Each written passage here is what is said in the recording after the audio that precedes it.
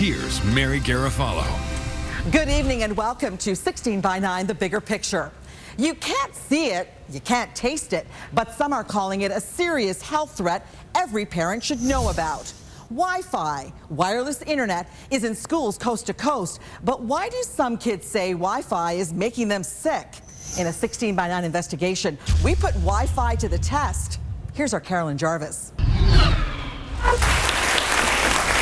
They are gathering by the hundreds, packing a public forum in Toronto, filling a school board meeting in Peterborough. I don't know what I'm going to do if you have Wi-Fi in there. I can't do this to my daughter. I cannot put her through this experiment. And assembling at a church in Vancouver, a fever pitch building over what they see as a threat invisible to the eye. Society in general doesn't want to lose a convenience at the expense of safety. They're talking about radiation exposure from Wi-Fi or wireless internet, and they're concerned it's making their kids sick. I just think that we don't know, so why risk it? Today, schools across the country are rushing to install it, but these students say the convenience isn't worth the risk.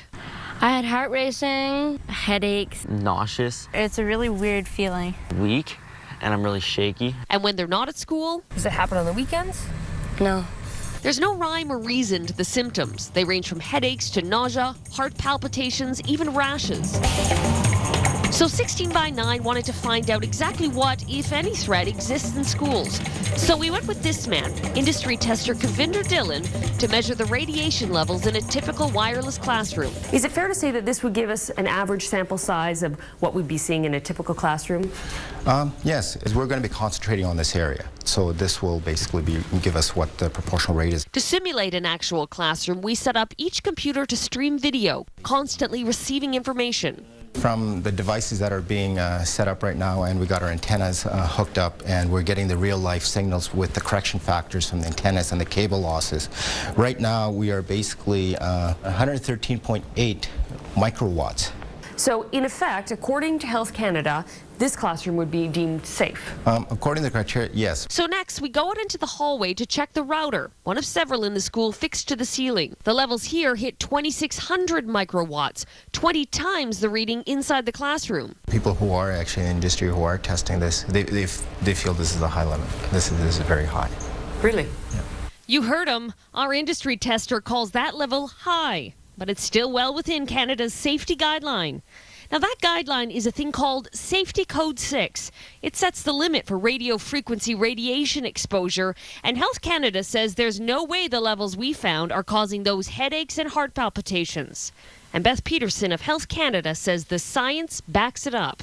There's no evidence, scientific evidence, that those kind of effects are caused by the energy limits that kids are exposed to by Wi-Fi. Health Canada sets the limit at 10 million microwatts per meter squared. Now, that might not mean much to most of us, but in 2008, Toronto's Board of Health said it's way too high and asked Canada's Minister of Health in this letter for much stricter regulations, 100 times more strict. Health Canada never changed a thing. Still, no matter what any guideline says, these parents say they've seen it for themselves and Wi-Fi is harming their kids. So she had to hold on to friends in order not to collapse on the floor. She had headaches, and we're not talking just regular headaches. They were extreme headaches where the secretary would call me. I'd have to come pick her up. According to this doctor, there's good reason to believe these kids are telling the truth and not just making up some excuse to skip school. There's no question in my mind it exists. Dr. Jennifer Armstrong specializes in environmental medicine. The big thing with kids is they're more vulnerable. Why? Children are more vulnerable. Their skulls are thinner. Their bodies are not as strong as ours in general. They're developing, their brains are developing. So you expose children to radiation and their little bodies don't handle it as well. And cardiologist Dr. Stephen Sinatra agrees. As a parent, if I had a young child, would I want to use my child as an experiment to see if it's going to take 30 years or 20 years or 10 years they become sick? No, not me. And the thing is, we have to sacrifice accelerated education and convenience. And basically, we have to look at the safety of our children. We have to do it as a society.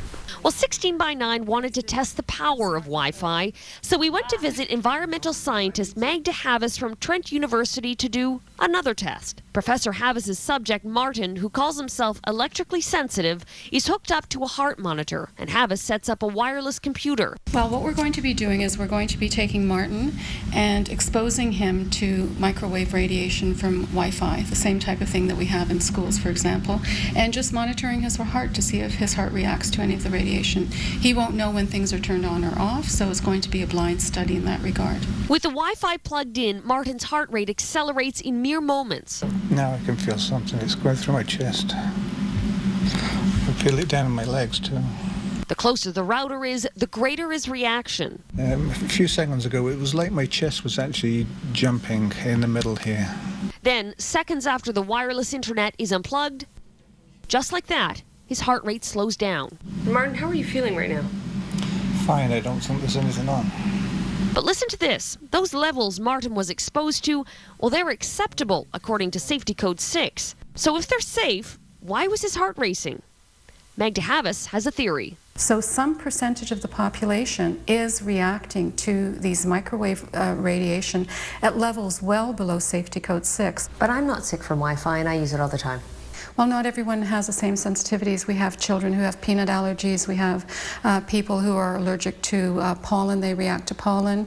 And it's same with electrical sensitivity. Only a percentage of the population react. Still, Health Canada insists it's done its homework, looked at every bit of science, and that level of radiation won't hurt anybody. Our safety limits are set, we use a weight of evidence approach. So there are thousands of articles, thousands of peer-reviewed scientific articles on the issue. 16 by 9 wanted to take a look at that evidence, so we asked Health Canada for its science. They sent us this, a list of 16 studies entitled Specific to Wi-Fi. So we did our own homework going through every study, and not a single one looks at whether Wi-Fi in schools poses a health risk to students.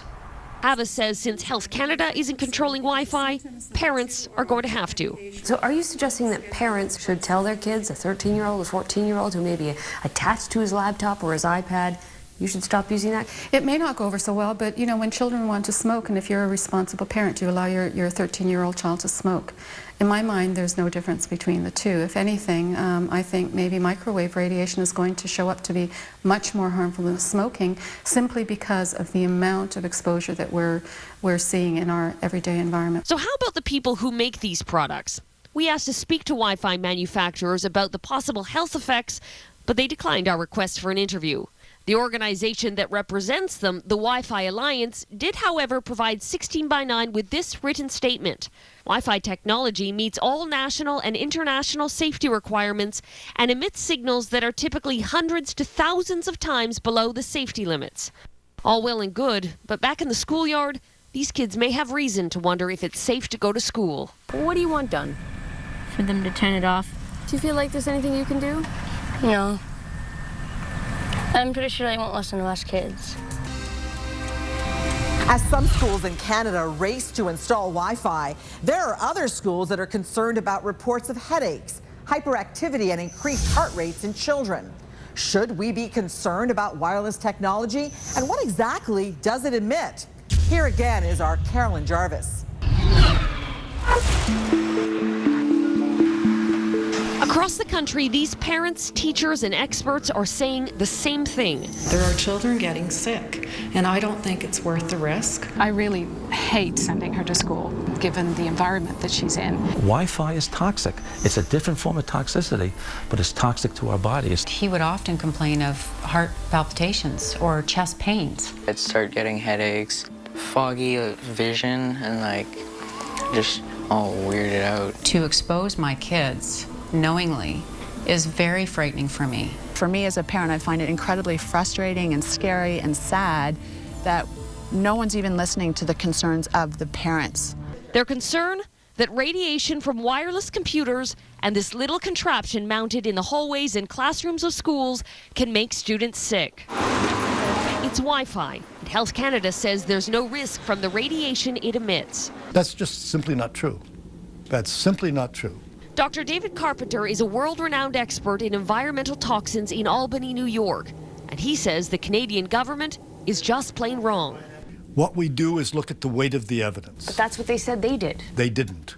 The weight of the evidence demonstrates clearly that exposure to radio frequency radiation, causes disease. The evidence is strongest for cancer. Cancer caused by Wi-Fi emissions certainly doesn't add up with Health Canada's insistence that Wi-Fi is safe. So you're saying that their science is faulty, or their analysis of the science is faulty? Their science is faulty, and certainly their analysis is faulty. You can selectively look at literature, but there's been evidence for harmful effects of microwave radio frequency radiation for 30 or 40 years. Why choose to ignore that? How does that possibly benefit them? When you acknowledge you have a problem and you're a government agency, you have to do something about it. Canada's government might not be doing anything about concerns, but in France, the town of Hérouville-Saint-Clair is. It's the first municipality in the world to remove Wi-Fi from schools and public buildings. Moi, j'ai un devoir en tant que maire. Mayor Rodolphe Thomas says he's taking a precautionary approach because he's not willing to gamble with the health of children here. So this town that 10 years ago went wireless ahead of everyone else became in April of 2009 the first to shut it down. Le Wi-Fi est un outil. Wi-Fi is an important tool, he says, but there are places it simply shouldn't be, like schools. So now, all but 2 schools here are Wi-Fi free, and the town plans to strip Wi-Fi from all its public buildings by the end of the year. On voit les fibres qui arrivent quand même, les fibres. But Hérouville-Saint-Clair isn't returning to the dark ages. In fact, it's once again on the cutting edge of technology. It's installed a state-of-the-art fiber optic system that's faster, more stable, and according to the people here, safer. Etienne Sandrier leads an awareness group against wireless technologies. People could see that they were victims, that it was not that innocuous, that some people really suffered from this. So it started a real interrogation among the public, and people said that, well, if it's not absolutely necessary, why should we use the same? And parents around here are applauding the change. She says removing Wi-Fi is a good thing for students. And while other European countries might not be pulling Wi-Fi, they are taking a stand. In 2007, Germany recommended children limit their use of Wi-Fi, uncertain of its long-term effects. And in Britain, a handful of public schools decided independently to remove it. But back in Canada, there's no precautionary approach. Wi-Fi is going up, not coming down, leaving students like Mackenzie Honing with no good option. Go to school and feel sick. It's just kind of weird. It felt like my heart kept skipping beats. Or don't go to school at all. I noticed that every time I came home for the weekend, it started to get better, and by Sunday I'd feel normal. No headaches or anything like that. Well, this is the petition. Mackenzie's mom, Linda, is fed up waiting for the government to change its mind, so she started her own campaign, hopeful more parents will join her. We don't have 10 years on this issue because the exposure of radiation for the kids is harmful. Environmental health expert Dr. Carpenter says it's time we stop turning a blind eye to the risk. When you look at the guidelines that have been put in place by Health Canada, do they go far enough to protecting Canadians? They certainly do not. These guidelines are based on a fallacy. A fallacy that, according to Dr. Carpenter, is putting children at risk. It's appropriate for parents to demand that Wi-Fi not be placed in school. Not because we have proof at this stage that it's harming the children, but because we have absolutely no evidence that it's safe, contrary to what any government agency says.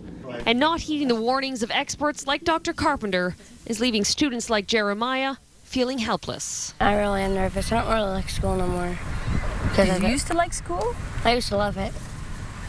I'd get mad if I missed a day. Dr. Carpenter warns there may be many missed days or worse for students like Jeremiah if change doesn't come soon. You don't want to wait until you can count the bodies before you tell the public that there is a serious potential of harm. And with regard to the issue of Wi-Fi in schools, this is exactly where we are.